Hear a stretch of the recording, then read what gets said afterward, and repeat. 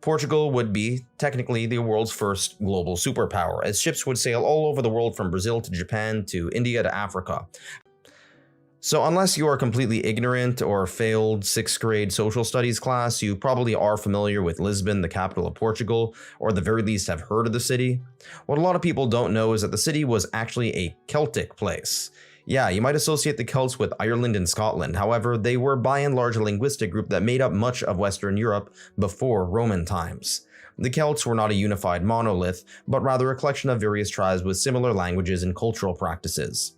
Eventually, the Phoenicians would set up a trading post in this area only to be conquered by, well, the Romans, who were quite fond of killing Celts and Carthaginians alike. However, this city would eventually succumb to barbarian invasions when the Western Roman Empire collapsed, and would eventually be taken over by the Umayyad Caliphate, the largest of Arab Islamic empires.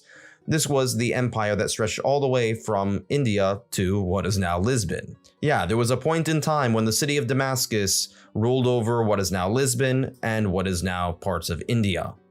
Eventually, the Portuguese would team up with the Spaniards to kick out the Muslims, and the city would become great for exploration into the Atlantic.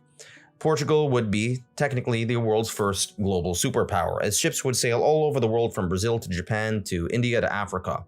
However, due to a series of political upheavals as well as a terrible earthquake, its power soon faded.